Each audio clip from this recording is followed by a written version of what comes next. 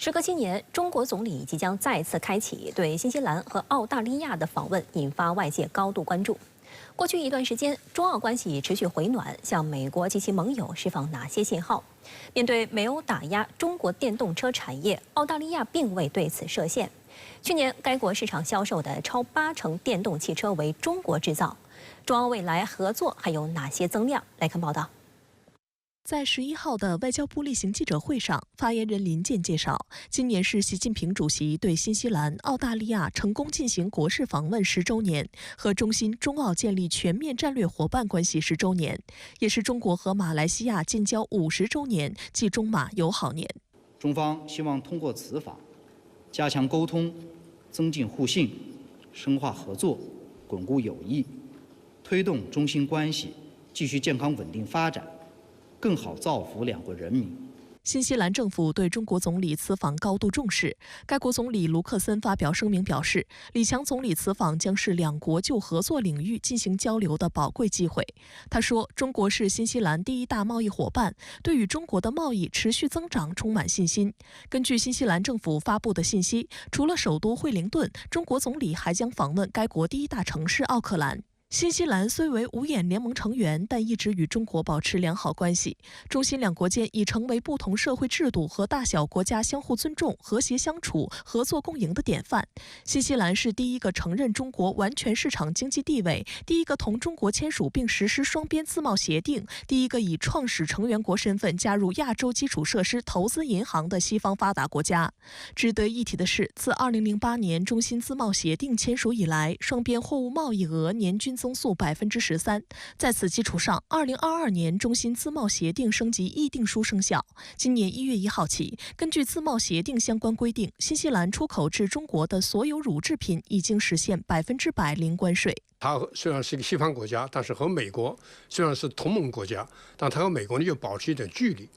所以在无论是地缘政治的选择上，还是在区域经济合作上，实际上新西兰国家非常重视和中国的这个关系。这是李强总理首选新西兰作为访问呢，看来也是有它的这个特殊的意义的。外界对于李强此次的澳大利亚之行也予以重点关注。按照计划，他将于15号抵达澳大利亚，展开为期4天访问行程。外交部介绍，今年是中澳建立全面战略伙伴关系10周年，两国都是亚太地区重要国家，经济高度互补，合作前景广阔。 中方愿以此访为契机，同澳方一道，加强高层交往，增进理解互信，深化务实合作，共同构建更加成熟稳定、更加富有成果的关系。澳大利亚方面高度期待李强此访。澳政府表示，李强此行将访问阿德莱德市、首都堪培拉和矿业大州西澳大利亚州。访问期间，李强将与澳大利亚外长黄英贤、贸易部长法雷尔以及当地商界领袖会面。 This will be the first visit to Australia by a Chinese premier since 2017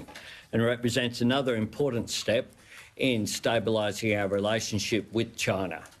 据悉，阿尔巴尼斯和李强将在首都堪培拉的国会大厦举行两国总理年度会议。去年11月，阿尔巴尼斯在访华期间与李强举行会谈，并发表中澳总理年度会晤联合成果声明，其中包括重启中澳总理年度会晤。 中澳经贸关系是澳大利亚媒体关注的焦点。阿尔巴尼斯在新闻发布会上表示，他和李强将在西澳大利亚的圆桌会议上与中澳两国的商界领袖会面，将有来自采矿业、银行业和农业领域的企业人士参与此次会议。阿尔巴尼斯政府上台后积极改善对华关系，此后澳大利亚煤炭、木材、大麦和葡萄酒等产品得以重返中国市场。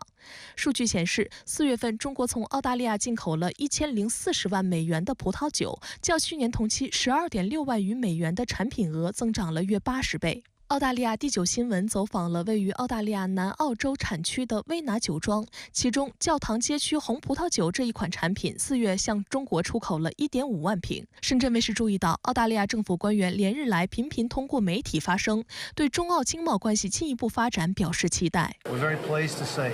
almost all of the trade restrictions lifted over the past couple of years. That's important for our employers and our industries and our exporters. We recognise and understand how important that economic relationship is, and Premier Lee's visit will be an opportunity to advance that even further. 澳大利亚农渔林业部部长莫里瓦特11号接受澳大利亚广播公司专访时透露，他也希望通过此访扩大中澳双边贸易。I have no doubt that all ministers who are participating, including myself, will continue to raise some of those remaining trade impediments that we have in place, despite having achieved so much already over the last few months. But yeah, I think it is a really important symbolic move. 上个月底，中国则是取消了对澳大利亚5间主要牛肉生产商的进口禁令。澳大利亚肉类行业委员会对此表示欢迎，称这是一个很好的结果。 It'll be about $500 million worth of product going back into the Chinese market. It might sound like only a handful, 5 exporters, but they're 5 big ones. 下一步，澳大利亚方面希望中国能够进一步开放对龙虾以及其他海鲜的进口禁令。自2020年10月起，澳大利亚龙虾因检疫程序问题出口中国受阻，禁令对澳大利亚龙虾产业来说是一次致命打击。2019年，澳洲共计出口了8800吨龙虾，95%以上都销往了中国市场。然而，今年4月，中国没有进口任何澳大利亚龙虾。去年11月，阿尔巴尼斯在中国出席上海进博会时，则是特意连抓2只澳大利亚龙虾向周围人介绍。澳大利亚媒体认为，随着中澳两国高层加强接触，澳龙有望重返中国市场。 路透社引述澳大利亚最大的盐龙虾出口商西澳吉隆藤渔民合作社发言人的话说：“欢迎中澳改善外交关系。如果澳大利亚龙虾可以重返中国市场，对于本地农业发展以及改善就业至关重要。”深圳卫视注意到，澳大利亚媒体在报道中还提到了该国对新能源汽车产业领域合作的期待。当地媒体指出，中国新能源技术对澳大利亚应对气候变化有突出的作用。 Both the US and the EU have launched investigations into Chinese EVs. In America, it's about data collection, while the Europeans are looking into tariffs. Those concerns don't seem to have bled into the Australian market too much. 此次李强也将访问澳大利亚西部城市珀斯。事实上，中澳绝大部分贸易份额来自于能源，而西澳是澳大利亚的能源大省，尤其是铁矿石为澳洲带来了巨额的利润。中国目前有几十家企业在澳大利亚，特别是西澳开展能源资源相关业务。那么，过去中澳关系的破坏呢，应该说严重的影响了中澳的经贸关系，这不符合澳大利亚的根本的利益。 那么，此外呢，我们也知道澳大利亚呢，它是一个西太平洋的国家。对于澳大利亚来说，稳定区域、促进区域间国家间的合作，整体来看也符合澳大利亚的利益。 必须要指出的是，澳大利亚仍是美国印太战略里的重要一环。就在不久前，美菲在南海附近举行了2024肩并肩联合军演，澳大利亚首次参与其中。另外，美国也在极力推动美英澳奥库斯联盟合作，并邀请日本、韩国、新西兰、菲律宾、印度等国家加入。观察指出，作为美国最为核心的盟友之一，澳大利亚多年来在很多方面都深度与美国战略绑定是一个既定事实，但商业动力及地缘政治因素对澳大利亚来说始终是一个不得不考虑的问题，而此前多年经历显示，美方对澳大利亚提供的实际利益相当有限，一些澳大利亚人开始拒绝为美国的政治口号买单。在安全问题上，澳大利亚确实靠向于美国，给中国会造成很大的一些不确定性的一个挑战。当然，此外，他也希望那么以经济作为一个筹码，和中国呢进行更多的一些要价。 从而更大的扩展它自身的利益。整体来看，中澳关系已经触底反弹，但是在未来回暖的过程当中，还会有一些不确定性的因素。时隔7年，中国总理再次访问澳大利亚。澳大利亚舆论认为，这是自去年以来两国关系持续回暖的表现。那您对于中澳关系有何观察呢？中国与澳大利亚都是亚太地区重要的国家，那么中国和澳大利亚两国都十分重视中澳关系。但是呢，过去些年，由于澳大利亚的联盟党政府奉行错误的对华政策，导致中澳关系长期低迷。最近2年，澳大利亚工党政府上台之后，那么采取的一些措施改善对华关系，那么中澳关系正逐步回暖。那么中澳关系呢，改善受到了澳大利亚国内各界的热烈欢迎，因为对于澳大利亚来说，首先，澳大利亚在经济上对中国有很大的依赖。 那么，中澳巨大的贸易体量对澳大利亚的经济成长具有十分重要的意义。那么，其次呢，中国在全球和亚太地区都有十分重要的影响力，与中国打交道是澳大利亚不得不面对的一个课题。那么，能否处理好对华关系，也是检验澳大利亚政府执政能力的重要标准。那么，最后呢，中澳人员往来密切，中国游客和留学生是澳大利亚经济的重要支柱。 因此呢，中澳关系的改善发展在澳大利亚国内也都受到了积极欢迎。那么接下来，两国也都积极努力推动中澳关系重回正轨，重回健康发展的轨道。那么除了现有的合作基础之外，中国与澳大利亚在应对气候变化、清洁能源开发、还有农业技术以及科学研究方面都有很大的合作潜力。那么双方在上述领域也都各自有优势。那么如果双方能够进一步推动在上述领域的合作，那也为两国关系发展注入新的动力。澳大利亚与美国的传统关系十分密切，美国视澳大利亚为印太战略的重要一环。澳大利亚也是美日印澳、奥库斯等机制的成员国。那您觉得这对中澳关系的发展会带来哪些影响呢？中澳关系的发展不针对第三方，也不应该受制于第三方。美国是澳大利亚的盟友，中国也是澳大利亚的伙伴。从中国的角度来看，我们反对美澳同盟以中国为目标，也反对澳大利亚参与美国拼凑的各类反华小圈子。从中澳关系的发展经验来看，那么过度追随美国不符合澳大利亚的国家利益，同时呢也会对中澳关系造成很大的损害。澳大利亚国内各个政党虽然在对华政策上有不同的看法，但是也都认同中澳关系对于澳大利亚十分重要。无论哪个政党将来执政，都会将中澳关系置于外交的重要位置和优先位置。因此呢，接下来无论澳大利亚国内政治怎么变化，那么处理对华关系，我相信也是澳大利亚新一届政府一个十分重要的课题。相信为了澳大利亚的国家利益，为了澳大利亚人民的利益，澳大利亚政府也会谨慎、客观和理性地处理对华关系，那么制定一个符合澳大利亚利益的对华政策。李强总理此访首站将是新西兰。实际上，虽然新西兰是五眼联盟国家，但与中国关系一直很好。那您认为这给国际关系带来哪些启示意义呢？新西兰的对华政策整体较为理性和务实，新西兰的历届政府也都十分重视和发展对华关系。那么在对华关系发展上，新西兰十分的积极，一直走在中国与西方国家关系的前列。总体来看呢，中新关系一直保持着高水平的发展势头，两国在各领域的合作也都取得了显著的成果。那么中国连续多年是新西兰最大贸易伙伴，也是最大的出口市场。那么中国游客也是新西兰非常重要的国际旅游市场。可以说，中新关系发展跟两国人民都带来了实实在在的好处。那么中新关系之所以能有今天的成就，从根本上来说，是因为双方都秉持相互尊重、彼此包容、聚焦合作和造福人民的理念。那么这也是两国关系那么多年总结的一个非常重要的经验，也是接下来促进中新关系发展应该继续遵循的原则。那么回顾中国与其他西方国家关系，如果能够也是遵循这些原则和经验，那么中国与其他西方国家关系发展，相信也能排除不少障碍，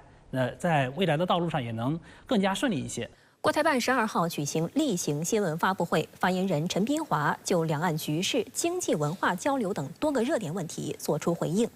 他指出，赖清德当局是岛内主流民意的背叛者，如其继续在台独邪路上冒进，必将给台湾民众带来更大伤害。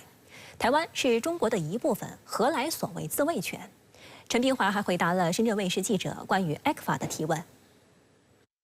国防部长董军在第21届香格里拉对话会期间多次就台湾问题表明严正立场，备受关注。民进党对此称，中国应立即放弃对台文攻武吓与蛮横打压，正视两岸互不隶属。国台办发言人陈斌华强调，赖清德及民进党当局顽固坚持台独立场，只会给台湾同胞带来深重灾祸。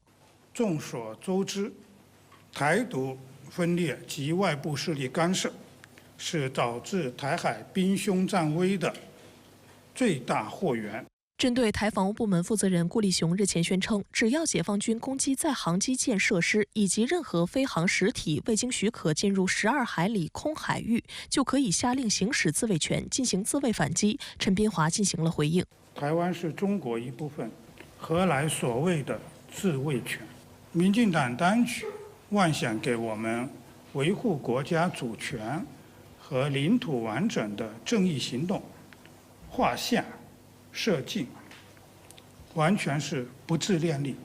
台湾地区领导人赖清德上任时的520讲话是一篇彻头彻尾的台独自白，这引发了岛内各界对未来4年台海形势更加紧张动荡的忧虑。然而，台湾方面陆委会日前却宣称，台湾主流民意肯定赖清德对两岸关系发展的政策主张，反对大陆对台所谓复合性施压。对此，国台办发言人陈斌华对台湾方面陆委会发出4连问：如果真如陆委会所说，为什么媒体民调显示过半台湾民众对赖清德两岸政策不放心？为什么台义务役逃兵频发，飞行员赔钱报退？为什么岛内工商界反对两岸经贸脱钩断链的诉求不断？为什么希望稳定台海形势、恢复扩大两岸交流的评论文章在岛内媒体连篇累牍？赖清德当局自说自话，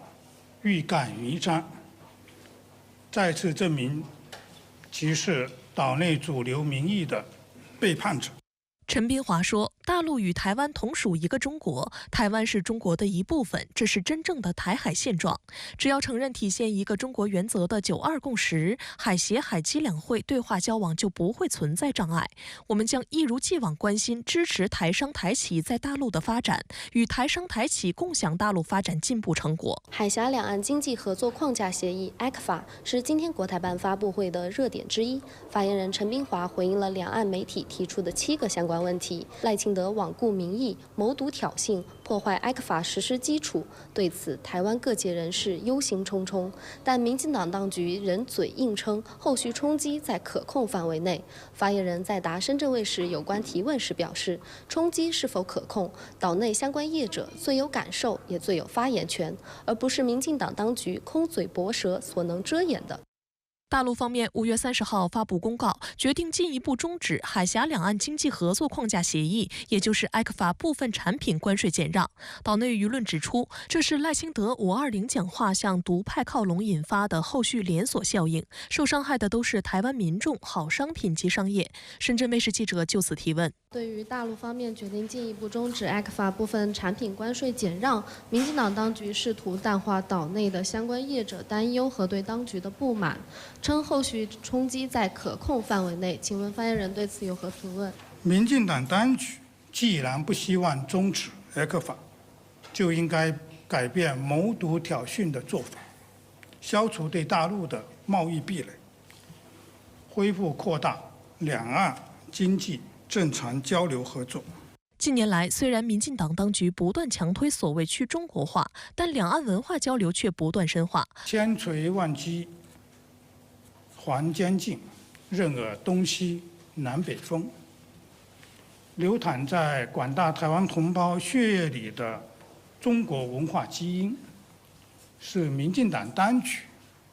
台独势力怎么搞去中国化，怎么破坏两岸文化交流，都改变不了的。以上世纪90年代国家发展进程为时代背景的电视剧《繁花》热播，男1号胡歌也在岛内有不少影迷。6月14号，《繁花》将在台湾地区 MyVideo 平台独家播出。国台办证实，应台北市影音工会邀请，大陆演员胡歌12号赴台北参加对话青年活动，与两岸青年影视创作者对话交流，也将为两岸的青年朋友提供一个难得的交流机会。我想保种到宝岛是两岸同胞喜闻乐见的好事。陈斌华还介绍，建设夏金大桥是夏金两地民众的共同呼声和迫切心愿。去年公布的中共中央、国务院关于支持福建探索海峡两岸融合发展新路建设两岸融合发展示范区的意见，进一步擘画了厦门、金门门对门、陆岛、五岛、桥连桥的美好愿景。目前，厦门与金门通桥，厦门侧的基础设施建设已经基本完成。近日，新上任的美军印太司令帕帕罗口出狂言，声称一旦中国大陆武力攻台，美军方将实施一项名为“地狱警官”的战略计划，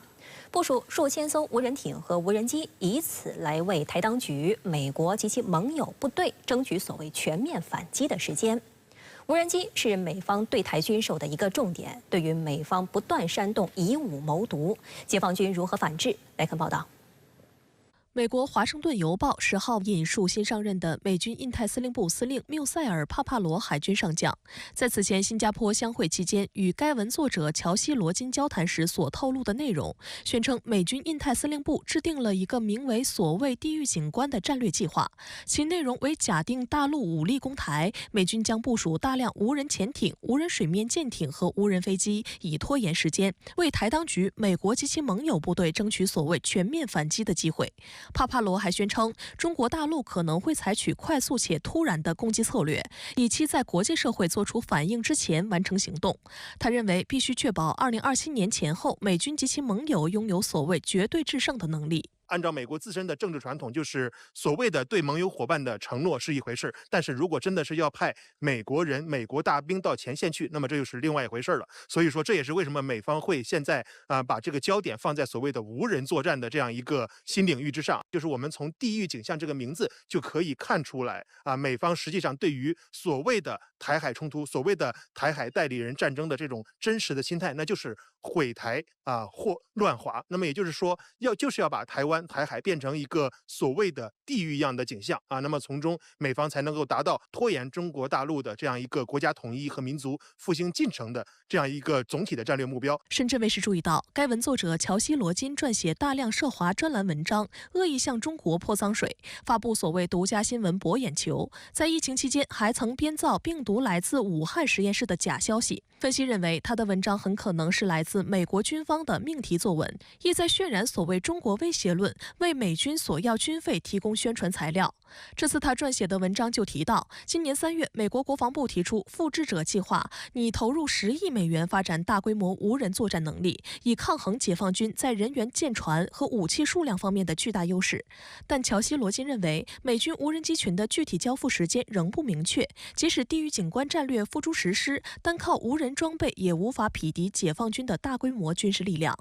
实际上，不少美国智库学者都认为，中国的军用无人机技术同样先进。去年4月，解放军现役最大型无人机 TB001首度以逆时针方式绕行台军所谓防空识别区。本月初，台防务部门证实，解放军曾在3小时内出动23架次军机台海联合战备警巡，其中就包括无人机，显示解放军的有人无人机种配合能力已经达到了相当高的战备水平。中方现在的无人机作战水平，不管是从技战术水平，还是从成本优势，还是包括相关的产供业链的一个完整度，那么实际上都是可以说是在世界上是居于领先地位。那么美方想要达到它的这样一个目的恐怕也是非常困难。台海军退役军官许绵延12号质疑，美国的无人系统部队是否已经成型，技术是否成熟，战力到底如何，这一切还都是未知数。在他看来，所谓地域景观计划不过是口头贺阻。他强调，台海一旦爆发战争，台湾根本没有胜算，台湾民众应该要看懂这件事，不要轻易把命运交给别人。帕帕罗所谓地域景观的论述骇人听闻，有岛内网友看不下去了，留言称这不过是美军抢预算的日常，只是不要在那边拱火。香港中评社评论指出，美军这次使用的地域景观这一表述十分恐怖，一旦美军把台海变成无人地狱，台湾起飞变成焦土，又将置岛内民众的生命福祉于何地？深圳卫视注意到，在5月31号在新加坡相会的一场名为在亚太的威慑与保证的特别会议上，中国外交部前副部长、前驻美大使崔天凯就与帕帕罗进行了同场交锋。帕帕罗当时宣称，强调美国将继续加强对战略对手的一体化威慑，并持续推动建设所谓的富有活力的联盟和伙伴网络。崔天凯则指出，真正具有战略意义和真正重要的是我们如何认识世界，如何认识自己，以及如何认识我们在这个瞬息万变的世界中的关系。If we see each other as potential or real rivals, if we will see today's world still as an arena for great power rivalries, if we believe that we should be engaging in zero-sum rivalries among the major powers, then it makes all the difference. Then we might have to resort to deterrence more than necessary. And deterrence could very well escalate into real threat or even open conflicts. 值得警惕的是，美方日前批准3亿美元的对台军售计划，为了争抢民进党当局的凯子军购订单。日前，有27家美国军火商窜台推销武器。据台湾《中国时报》报道，美国军火商洛克希德马丁公司、雷神导弹与防务公司等厂商成立美国馆联合参展，其中无人机将成为该展的重头展品。报道披露，除了台湾自行研制的巡飞弹2型攻击无人机模型将首度公开以外，美国军工企业也将展出自己的无人装备。深圳卫视注意到，参展的美国军火商中不少都受到了中国大陆的制裁，而其中有一家专门生产无人水面舰艇的企业 Martech， 这家企业暂未受到中方制裁，但其推出的小型自主水面载具 ASV 今年3月曾参加美国海军太平洋舰队测试。这一测试主要目的是给美军的无人机作战积累数据。Martech 公司宣称，他们生产的无人载具兼具高航速、高筹载、优异航程与低成本特性，可发扬不对称作战优势，执行监视、巡逻与打击任务。针对近期美国和台湾地区的军事勾连，在12号的国台办记者会上，发言人陈斌华严正敦促美方停止售台武器，停止武装台湾。我们坚决反对建交国与中国台湾地区开展任何形式的军事联系，包括对台出售武器，不管是军售、军援还是其他什么名目，都是想把战火引向台湾，用心险恶。此外，据隶属美国国防部的导弹防御局日前公布的公告，美国计划自今年10月起，未来10年内每年在关岛进行最多2次实弹导弹飞行测试及防御演习，以开发集成导弹防御系统。根据报告，首次测试将从关岛的安德森空军基地发射宙斯盾武器系统的标准3拦截导弹，对抗从距离关岛东部800海里、6100米高空发射的中程弹道导弹。之后的测试将以类似方式开展，但会使用不同的导弹拦截系统，包括爱国者 PAC-3 MSE 系统、萨德反导系统等。关岛是美军在西太地区的前哨基地和重要依托。近年来，随着美国所谓印太战略的全面推进，美国防部每年投入10多亿美元加强关岛战备建设。也有熟知军事战略的学者认为，美军强化武装位于第2岛链关键位置的关岛，将美军后撤至此地的意图十分明显。而在美军后撤的同时，美方不断拱火台湾地区、日本甚至菲律宾等，将他们推上前线。这也是美军印太司令部提出的所谓地域景观计划的真实原因。美方要借这样一个信号去释放他对于所谓西太平洋地区的这样一种霸权，实际上就是通过这样一个方式，把这样一种压力把这样一种责任，把这样一种风险向他的盟友伙伴去传导要求他们也去付出更大的资源和决心，来在所谓的恶华战略之中去扮演更重要的一个角色。美国印太司令部司令说，如果中国大陆武力攻击台湾，美国将把台海打造成所谓地狱景象。那您怎么看他这一计划呢？主持人好，我不知道美国印太司令帕帕罗是不是经常打游戏，打多了就会产生这样的想法。我想呢，他现在抛出所谓地狱景象，大概有3重目的。第一呢是威吓，是对前不久解放军进行的联合利剑军演的回应。这一次军演呢，就是突袭模式，发布军演消息的同时，解放军各军兵种已经全部到位，台独分裂势力和外部干预势力根本来不及反应，军演呢就开始了。所以美军印太司令便拿出地狱景象来威吓。第二呢是诱惑，是要台当局拿出更多的钱来购买美国的无人艇、无人机及相关技术。赖清德台当局表现出明确的台独意识，还想为以美谋独不惜代价，美国呢便提出一个所谓地狱景象计划，要台当局买单。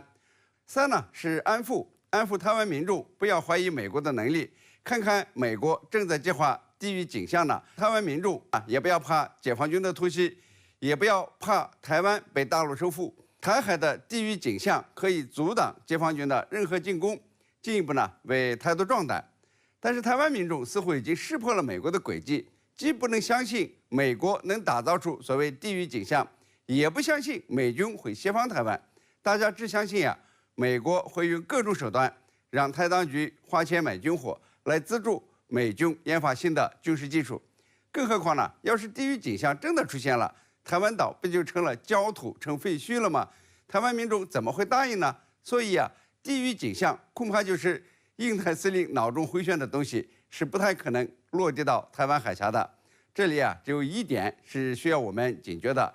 俄乌军事冲突中呢，无人机成了制胜法宝，廉价的无人机、无人艇能够消耗对手高价值的武器装备，而且是防不胜防。这呢是未来战争的新模式，中国大陆呢也正在为此而准备。美国先动的亚太地区军备竞赛似乎在台湾地区表现尤其突出。拜登政府对台进行了14轮军售，27家美国军火商本月初齐聚台湾。那您认为如何才能让台湾地区清醒一点呢？美国最能赚钱的有2样东西，一样是武器装备，一样呢是高科技技术。2战以后，美国成为挑起战争最多、打仗最多的国家，除了武力征服，还有一个目的呢，是为了出售军火。有关数据显示，美国军工业相关的产值占美国 GDP 的25%，每生产1300亿美元军火，可带动1%的 GDP 增长。全球军火出口排行榜上，美国出口份额呢最大，全球40%的武器都是由美国提供的。而在台湾呢，不需要打仗就能够推销武器，美国呢当然会抓住不放的。民进党当局一味的以美谋独，也让美国看到军售机会就在眼前，不能够放过。特朗普当总统的4年，对台军售10次，合计180多亿美元；拜登当总统这3年，对台军售14次，总额超过50多亿美元。为了诱惑台湾购买美国军火，美国呢还花一点小钱搞所谓的无偿军援，增强台当局的信心。现在27家美国军火商到台湾，直接介入台湾的武器装备规划中，就是要去看看自己的机会在哪儿。因为赖清德的台独企图呢，比蔡英文还要强。都说拜登是老糊涂，但是对台军售上是一点不糊涂。先后4次说要武力协防台湾，然后呢，他的幕僚又出面说坚持一中政策，煽乎来煽乎去，就是让台湾多买美国的军火。只有台军呢拥有更多武器，才能够增加台湾的所谓安全感。这呢，就是大陆提醒的，美国妄图把台湾变成武器库、火药桶。台湾呢，的确是亚太军备竞赛中表现突出的，但是对台湾究竟有什么好处？台湾民众呢要自学自查，可不要被台独民进党呢给遮蔽了双眼。我认为台湾民众也是心里明白的，今后的关键呢是两岸都要形成对台独的高压态势，才能迫使台当局少买点武器，多给台湾民众分享点福利，能够遏制住台独分裂势力，就能让台湾纳税人的钱呢少花一点去买军火。说实在美国那点军火呢是保护不了台湾的。印度总理莫迪已开启第3个总理任期，中国国务院总理李强11号致电祝贺。李强表示，中印关系健康稳定发展，不仅有利于增进两国人民福祉，也将为全球和地区注入稳定性和正能量。中方愿同印方一道努力，推动两国关系朝着正确方向发展。在莫迪新一届内阁名单中，印度外交部长苏杰生连任备受外界关注。他从2019年起担任这一职位至今。9号，印度总理莫迪率新一届内阁成员宣誓就职，其中部分职位尚未确定。11号，印度政府宣布苏杰生续任该国外交部长。苏杰生随后在社交媒体宣布了他新任期的工作重点。他说，印度优先和寰宇一家是印度外交政策的引导方针，而来自巴基斯坦的恐怖主义威胁和中印间的边界争议将是印度重点解决的问题。他强调，在印中边界争议上，印度将聚焦于处理剩余议题。Our neighboring relationships will be the first priority, will be the overriding priority of the Modi government. 事实上，苏杰生作为印度外长，曾在多个国际场合提及中印关系以及中印边境问题。今年早些时候，苏杰生还发布假消息，称中方在2020年违反协议，在中印边境大量陈兵。国防部发言人吴谦大校驳斥称，印方言论与事实不符。2020年中印边境局势紧张的是非曲直十分清楚，是印方违反两国签署的协定协议和国际关系基本准则，越线挑衅造成的，责任完全不在中方。中国新任驻印度大使徐飞鸿5月接受采访时也介绍称，中印两军在4个点位实现脱离接触。外界注意到，印度总理莫迪在4月发布的采访报道中曾称，印度和中国应抓紧解决两国旷日持久的边界问题。对印度来说，与中国的关系很重要且意义重大。莫迪说，印中两个邻国间稳定与和平的关系对整个地区和世界都很重要。苏杰生作为印度外交的关键人物，近年来在国际舆论场上十分活跃。印度著名杂志《大篷车》评价，苏杰生本人擅长与主流媒体打交道，在国际层面他长袖善舞，能给莫迪政府带来莫大注意和丰厚资产，还能用极富印人党特色的话语体系重塑印度对外政策。在国内层面，苏杰生在发表民族主义言论方面也很娴熟。不过，被外界看作是莫迪心腹的苏杰生和莫迪却完全来自两个不同的世界。美国外交政策期刊近日发布的文章提到，苏杰生在新德里长大，曾就读于印度首都最精英的学校，并获得博士学位。相比之下，莫迪的草根出身却是他政治形象的一个关键部分。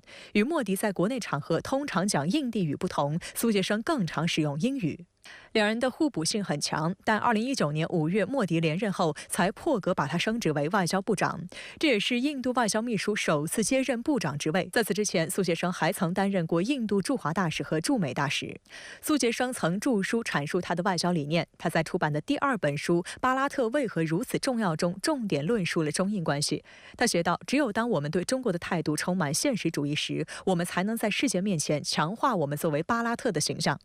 巴拉特又被翻译为婆罗多，是印度的传统梵文名称。莫迪去年在 G20 峰会的桌牌上对自己的称呼是巴拉特的总理，让这一单词走进国际视野。国际舆论认为，这个新政治术语包含着莫迪的民族主义野心。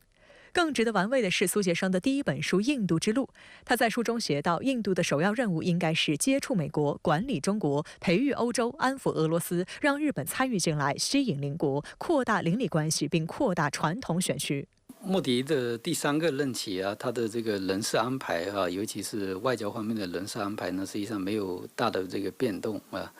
苏杰生仍然担任外长，所以从这个意义上说呢，就是印度的对华政策呢，这个会保持着延续性啊。他很直接的谈这个中印边境问题呢，是中印关系的这个重点啊。实际上这是他一直以来的一个基本的这个态度。